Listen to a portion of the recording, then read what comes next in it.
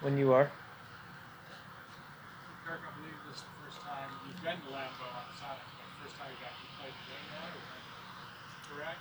Yeah, What are your thoughts on finally getting a chance to play there? yeah. We went in week 2 in 2013, and I didn't play, but I was there, and um, it's a great stadium, a lot of history, and looking forward to an opportunity to play there. You've been here for 6 months now and have your first Vikings game under your belt, but does going to Lambeau, being a part of the rivalry, does that feel a little bit like an initiation into being a Minnesota Viking? Yeah, first game in the NFC North. I grew up watching the NFC North in both Chicago and the west side of Michigan, so um, it's a great opportunity to join this rivalry and hopefully put my best foot forward and get off to a great start. Kirk, where was the hardest place to play in the NFC East for you? They're all tough. I think all 4 teams again in that division have great history and great venues, and I can go down the list. I've had good and bad games in New York, Philly, and Dallas, so it kind of is all three. And I'm sure in the NFC North, there's history with all of our teams as well, and tough places to play. What about league wide? Is it the hardest place to play? Or is everything just kind of the same together? I think there are places that are a little bit louder, maybe a little bit quieter, but all in all, on the road, if you're not on the details and communicating at a high level and locked in from the first snap to the last, you tend to get beat. And so, no matter who you're playing on the road, it takes a great deal of focus and a great week of preparation. And so that's where our focus is right now on a Wednesday. You guys, is it evident at all in a game like this when you get Cowboys Redskins in Washington? It is the rivalry for the fans. Is that happening at all? You guys on the team? I think that we feel it, throughout the year as a player for the Minnesota Vikings. In the off season, you feel it. You run into people, and you're going to hear a lot more about the rivalry of the Vikings and Packers, or you're going to hear about your opponents in the NFC North more than you're going to hear about, some team in the AFC that you may play only once every 4 years. And I think that's where you start to feel it, and the fuel starts to build, and you realize how important it is for this organization, for our fans, and just the math of being, needing to win your division to get a home playoff game. I think the math would say that we want to win our divisional games. Kirk, did you see the Players Tribune thing that Xavier Rhodes wrote? I didn't see it. No. Okay, so he ranked the top 7 players in the NFC North. He didn't include you because he said you still got to prove yourself I like it. in division play. So Yeah. how about that? No, I think that's fair. I think um, I got a lot of games ahead of me, hopefully, and I'll be able to put a sample size out there, and then we can continue the conversation. But honestly, whether I'm in the top 7 or the top 70 or the top 700, I'd rather just win football games. And I don't really care where I rank in that kind of stuff as much as I'd like to, win and get playoff wins and hopefully someday win a championship. Kirk, as a quarterback, how do you think you've grown since the playoff game against the Packers? Um, I mean, I've grown probably in every area as a player and as a person, and I've been through two plus seasons since that playoff game, and obviously I've taken a lot of steps as a player and in my confidence, and so I think that's true of all of us in the league. The longer we play, the more we're out there, the more we're able to be in the fire and playing through mistakes and learning. It helps us be that much better the next time we go out. Kirk, as a quarterback, when you see rookie corners on tape, what goes through your mind knowing you see a lot of them? Well, you think of like a rookie corner last year, like Lattimore in New Orleans, and while yes, he was a rookie, he played like a veteran and was a very good corner. So many times, if you have great movement skills, great ball skills, you have a confidence about you, whether you're young or old, you're going to be tough to go against. And other times, you get a veteran corner who you can fool because his eyes are in the wrong place or he's playing with a technique that you can take advantage of. So. You just try to study their techniques, study their approach, what they like to do, and then go out there and trust your eyes and follow your rules and try to throw the ball with accuracy. For any quarterback, is there a little bit of a light bulb that goes off when you know you're going to face a guy and say, you're going to test him with some things he hasn't seen? Is that done? Yeah, I mean, football, like I was just answering the last question, how have I grown as a player since the playoff game at the end of the 2015 season?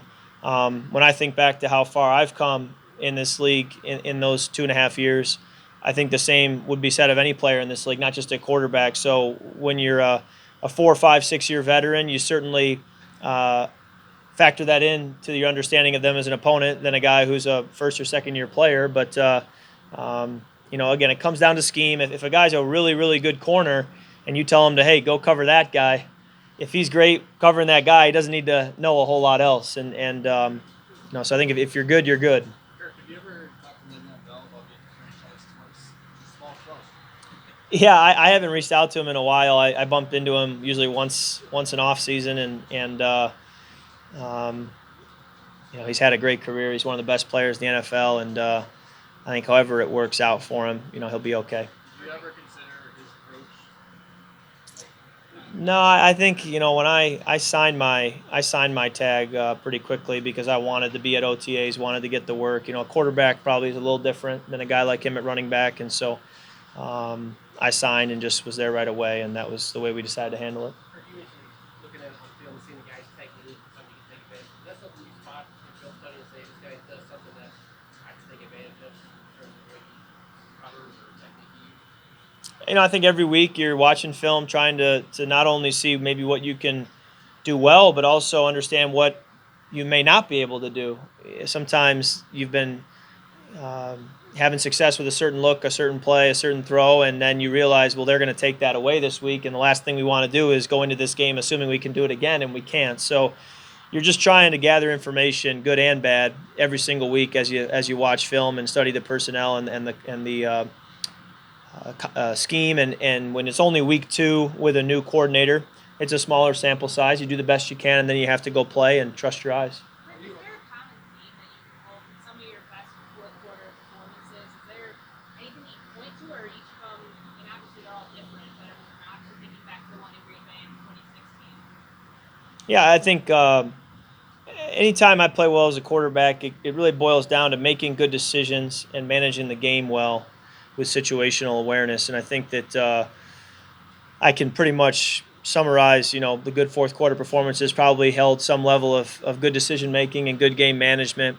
to handle whatever was coming at us as the game wound to a close. And that's always something I'm working at, is being a great decision maker and a great manager of game situations. And if I do that well, we'll win a lot of games and the rest will fall in place. And so that's really what it boils down to. But that obviously is an umbrella topic, but that is what it comes down to.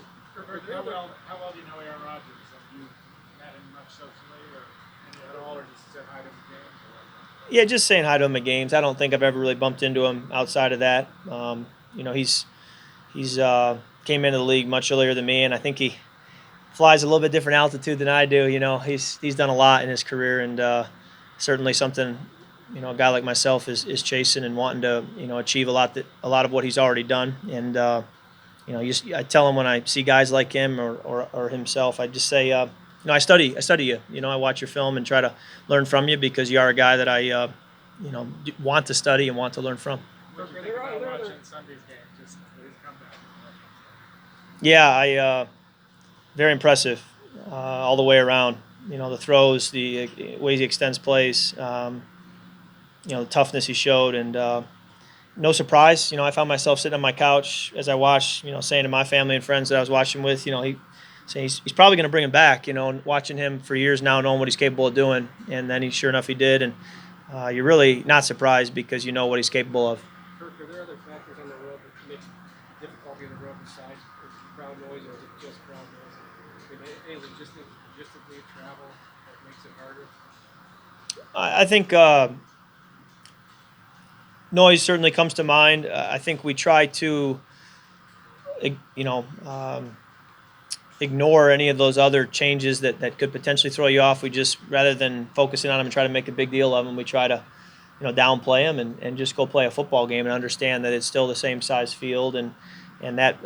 But certainly when you're playing, in a great environment like Lambeau Field and with all the history and a lot of crowd noise, you got to factor that in and just be ready to handle it. I guess that's what I'd say. Last couple. What's the luxury for a quarterback to have a running back like that as a receiver and knowing if you can throw a screen pass into a big game? Yeah, I think in this league, when you're running back and catch the football, that's a huge benefit. And I think some of the best running backs in this league are guys that get involved in the passing game. So when you look at the guys who are winning, end of season awards, it's because they got involved in the pass game, not just running the football. And Hopefully, we can have Dalvin involved all year long in both phases of the run and the pass because once the football's in his hands, really good things happen. What type of impact is moving around Kyle Rudolph as much as he did in week one? What kind of impact does that have on him? Well, we're gonna be in all kinds of different formations and motions and shifts and try to you know not be too easy to prepare for and have to be ready for whatever defenses will throw at us. And I think anytime we can change their eye control and give them something to think about, hopefully we can unsettle them a little bit. But at the end of the day, you got to line up and play and find the open guy and protect. And whether you change formations, motion, or shift or not, and just line up and play, you got to once the ball's snapped, you got to be able to do all the things that we coach and work on. What would you say are the biggest differences between like a Mike Peck defense and the last time you I think it's a small enough sample size right now that I probably can't answer that question effectively because we don't have the years of tape that you might have had on a Coach Capers and what they had done. But there are also personnel changes year to year too. So even if the scheme is pretty similar, there may be an emphasis with certain personnel changes where they want to put certain players in positions to do what they do best. So, and then it's week to week too. They may have a totally different plan for us that they won't carry with them the rest of the season, and you just have to prepare, but then be ready to react to whatever they throw at you. All right, thank you.